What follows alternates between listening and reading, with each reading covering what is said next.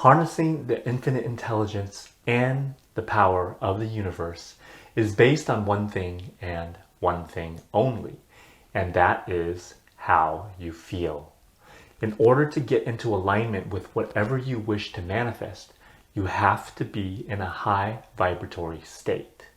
So in this video, I'm going to share with you 5 things that instantly put me in a state of high vibration so that I can maximize my allowance of all the things I desire with ease.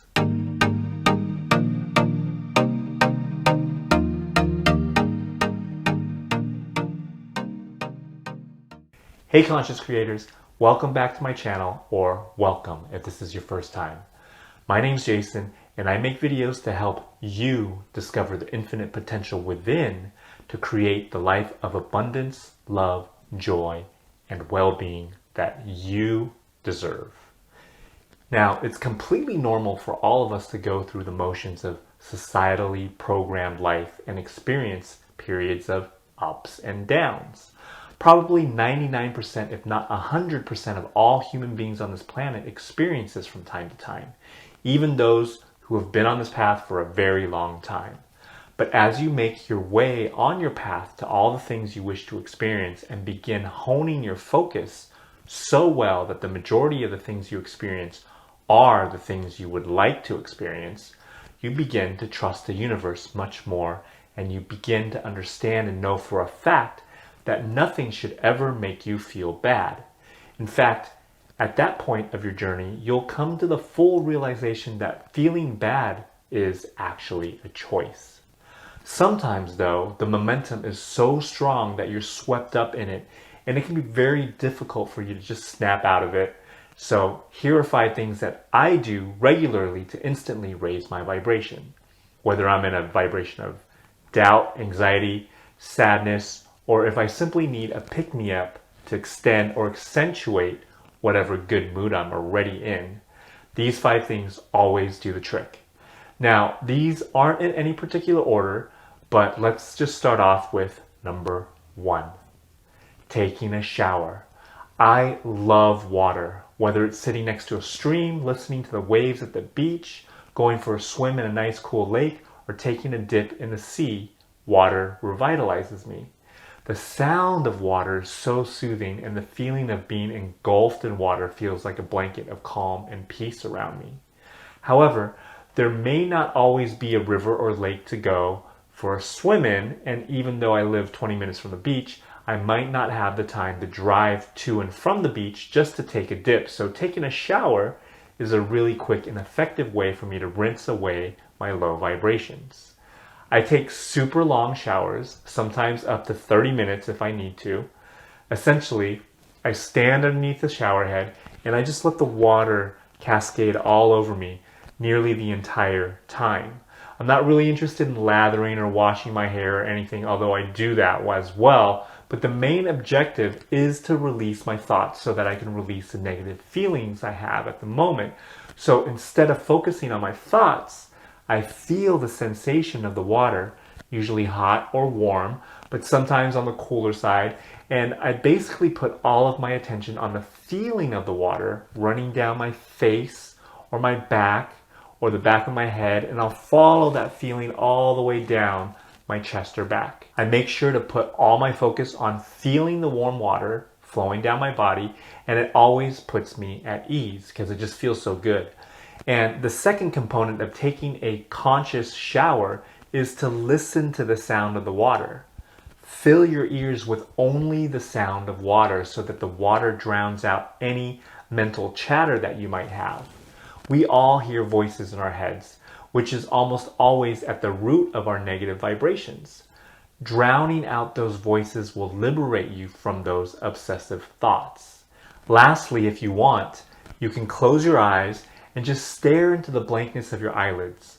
We often imagine scenarios or playback experiences by visualizing them. So by staring into your blank eyelids, you'll clear out any visual images that might be causing you to feel down as well. All in all, in this shower meditation, you're basically bringing yourself into the present moment through the 3 most powerful senses we all use to imagine things: sight, sound, and touch. Once you feel a sense of ease, you can then start giving gratitude for something, anything, and start bringing yourself into that feeling of gratitude, which will bring you back into your natural state of high vibration. Number 2, going for a drive. Growing up in LA, I've undoubtedly done tons of driving. Everything is so spread out, and with my parents living in Orange County, I do a lot of driving. Luckily for me, I love driving as long as there's no traffic.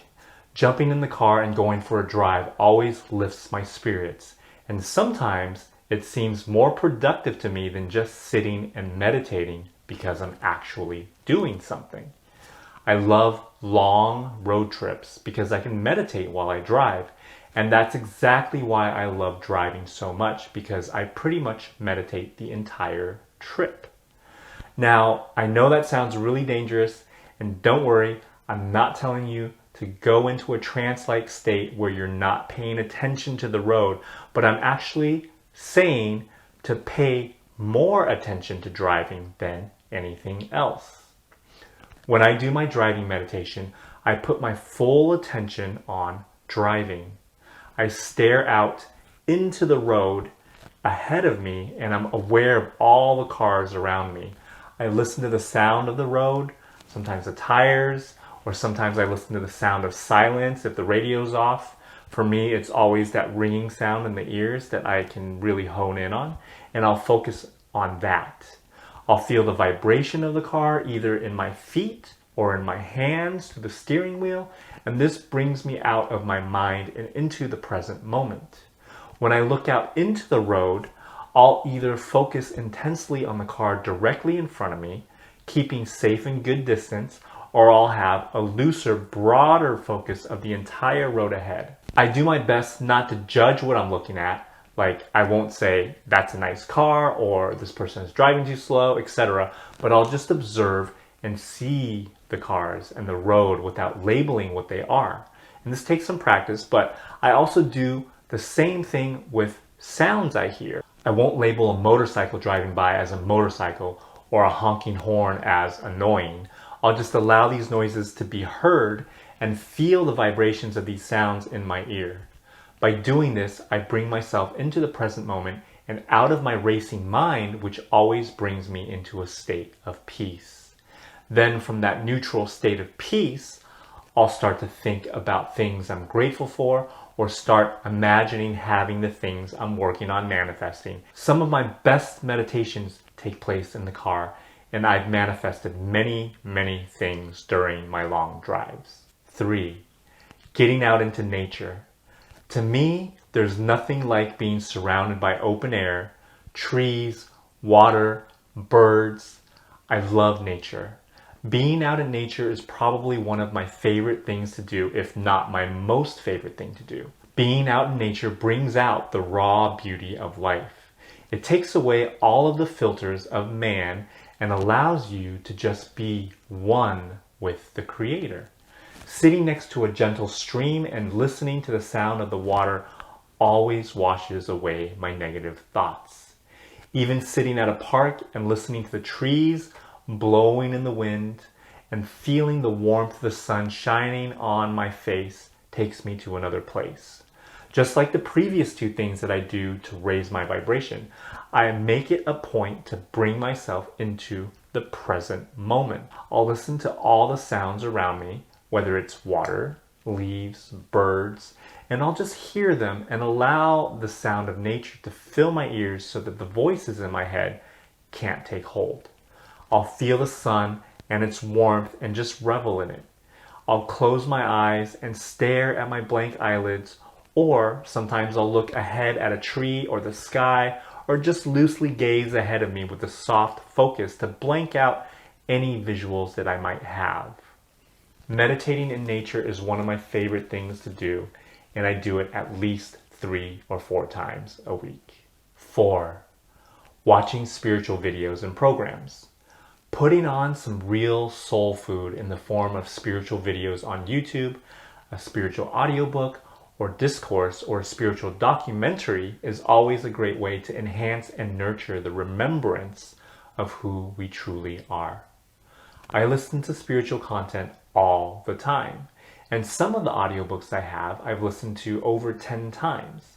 No matter how well versed you are, it's always nice to have a reminder and to hear spiritual content which reinforces what you already know each and every time. As for the books that I listen to over and over and over again, I almost always get something new from them every additional listen.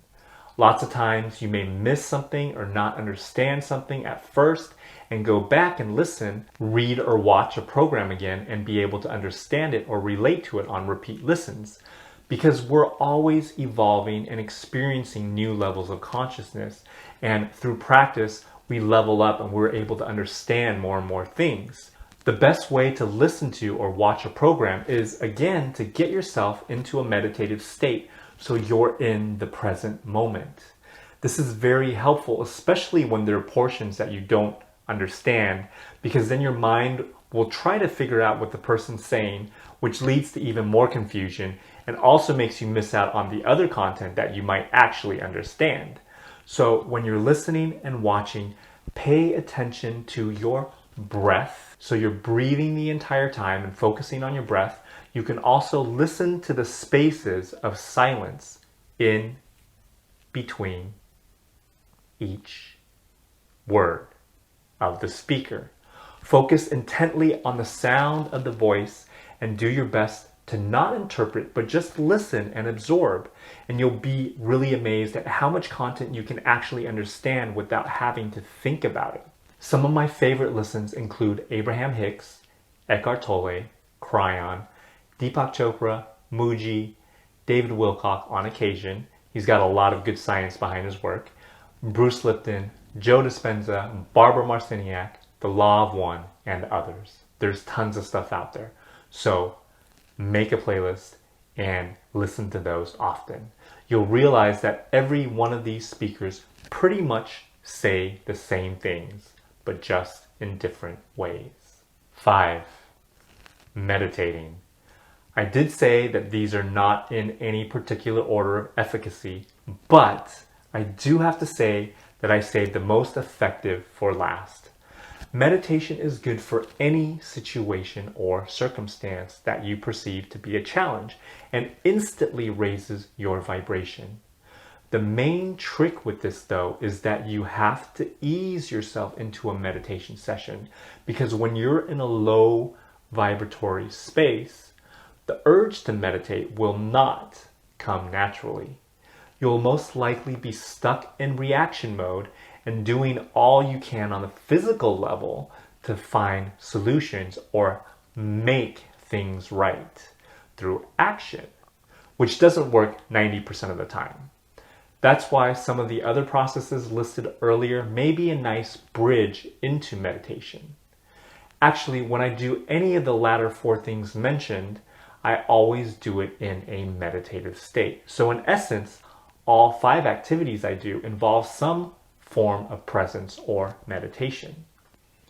Sit somewhere quiet or lie down and start becoming aware of your breath and start becoming aware of your body against whatever surface you're on. You can start listening to the sounds around you. Droning sounds work best. A fan, air conditioner, fountain if there's one nearby, or you can listen to the sound of silence. By listening to sounds and not labeling them or judging what they are, you can drown out the inner chatter that's likely filling your mind up. The voices that you hear, that of yourself and others, judging the situation, and you and others will be drowned out. Feeling your body and breath will bring you out of imagining sensations. Also, closing your eyes and staring into your blank eyelids will erase any kind of images that you might be imagining that are causing you suffering. Remember though, you have to ease yourself into this meditative state. It won't just come right away without practice. It may take a little bit for the momentum of your thoughts to subside, just like a car needs time to slow down So be patient and give it some time. Once you feel clear, you can then start to think about something or things you're grateful for and watch the momentum of gratitude replace your lower vibratory thoughts. Because momentum of low vibratory thoughts will take time to gradually slow and clear out, it's best to meditate for at least 20 to 30 minutes, because the first 10 to 15 minutes will allow you to get to that space of clarity, after which you can start thinking these thoughts of gratitude to raise your vibration, and those thoughts will also take some time to build momentum. So you can spend the rest of the 10 or 15 minutes feeling gratitude and staying in that high vibratory state. So there you have it. Next time you need a little pick-me-up, give one of these methods a go. And let me know in the comments how they worked for you. And also let me know some of the things you do to raise your frequency. And please let me know if you have any questions about any of these. If you like this video, please do hit that thumbs up button. It really helps out with the YouTube algorithm and helps get the video out to others that can benefit from watching it. If you aren't subscribed yet and you like content like this, hit that subscribe button and make sure to tap on that notification bell so that you'll be notified when new content drops. Again, my name is Jason. As always, I thank you for watching, and remember that you are the change. I'll see you all again soon.